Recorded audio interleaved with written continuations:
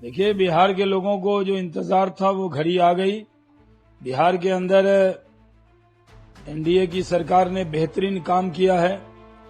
बिहार में आज international cricket stadium है, अच्छे एयरपोर्ट हैं, बिहार के अंदर अच्छे रोड, बिजली, पानी, सड़क में सब में काम हुआ है, इंफ्रास्ट्रक्चर है, इंडस्ट्री है।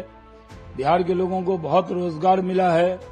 बिहार में महिलाओं के अकाउंट में 10,000 रुपए गए हैं और बिहार में खुशी की लहर है। और अब तो मेट्रो भी बिहार को मिल गया है, तो बिहारी अब सबसे आगे चल रहे हैं तेजी से।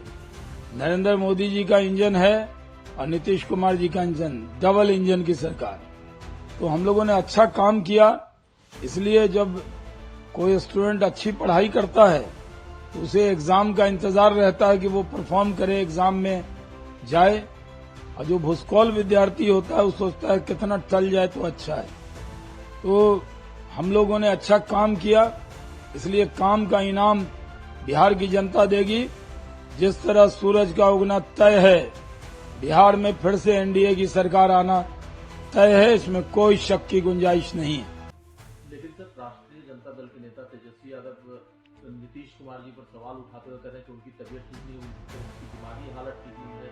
वो कहते हैं कि निकम्मी नकलची सरकार है। देखिए, नीतीश कुमार जी एक अनुभव वाले मुख्यमंत्री हैं, उन्होंने बेहतरीन काम किया है और बिहार की जनता जो अच्छा काम करता है उसके साथ होती है। नरेंद्र मोदी जी ने 11 साल में 14 लाख करोड़ रुपए बिहार को दिए। बिहार के अंदर सारे रोड के प्रोजेक्ट किए। 13 तो ग्रीनफील्ड एक्सप्रेस वे बिहार को मिला। देश में सबसे ज्यादा रोड के सेक्टर में अगर केंद्र सरकार ने पैसे दिए तो वो बिहार को दिए। गंगा नदी पर एक नहीं अनेक पुल बने हैं। तो लोग हमारे साथ हैं। तेजस्वी यादव कुछ भी कर लें, इस बार विपक्ष के नेता का दर्जा भी उनको मिलने वाला नहीं है। सर, कल चुनाव आयोग तमाम चीज बताया कि किस तरह से बंदोबस्त किए जाएगा फ्री एंड फेयर इलेक्शन। इसके बावजूद जो वहाँ पर विपक्षी दल है उनको शक है आज की चुनाव ठीक तरीके से वहाँ पर संपन्न होगा कि नहीं होगा। वो इलेक्शन कमिश्नर की नीयत को लेकर के सवाल उठा रहे हैं। देखिए, राजद कांग्रेस के लोग चुनाव में उतरने से घबरा रहे हैं, रिंग में आने से घबरा रहे हैं, रेफरी पर सवाल उठा रहे हैं। अरे, रेफरी का काम है चुनाव आयोग का। आइए मैदान में, लड़िए एनडीए से, घबराइए मत तेजस्वी यादव, राहुल गांधी। बुरी तरह पराजित करेंगे इस चुनाव में महागठबंधन को। महागठबंधन की महाहार होने वाली है।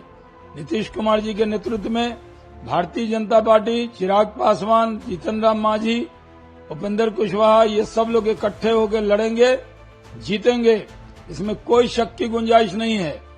राजद और कांग्रेस अभी से हार का ठीकरा फोड़ना चाहता है चुनाव आयोग पर। चुनाव आयोग ने कहा कि फ्री एंड फेयर चुनाव कराएंगे, हर जगह फोर्स तैनात करेंगे, उन्होंने खुद कहा है। तो चुनाव आयोग अपना काम करेगा, हम लोग भी अपना काम करेंगे। तो राजद के लोगों को डर क्यों लग रहा है चुनाव से? आइए चुनाव में एनडीए से मुकाबला करके दिखाइए। हम लोग महाराष्ट्र जीते थे, हरियाणा जीते, दिल्ली जीते, अब जीत का चौका मारेंगे बिहार के अंदर, इसमें कोई शक की गुंजाइश नहीं है। सर, बिहार के बगल का राज्य पश्चिम बंगाल, वहां से कल किस तरह की घटना सामने आई। भारतीय जनता पार्टी के सांसद खगेन मुर्मू जी पर जानलेवा हमला हुआ, एक विधायक उनके साथ उन पर जानलेवा हमला हुआ। क्या कहना है प्रधानमंत्री जी को चिंता जताई है वहां कानून व्यवस्था को? देखिए, पश्चिम बंगाल में पूरी तरह जंगल राज हो गया है। टीएमसी के गुंडे, वहां की पुलिस, वहां की सरकार, सबका तालमेल है और वो मिलकर बीजेपी के कार्यकर्ताओं पर हमला करवा रहे हैं। वो दिन दूर नहीं, बंगाल में भी टीएमसी की सरकार को उखाड़ फेंकेंगे। जनता हमारे साथ है। वो लोग जिस तरह के हमले कर रहे हैं, कानून का राज वहां पूरी तरह खत्म हो गया है। बंगाल में ममता बनर्जी अब मारपीट और झगड़े पे आ गई। हमारे कार्यकर्ता बहुत से शहीद हुए हैं और हमारे कार्यकर्ता शहादत के बाद भी डरे नहीं हैं।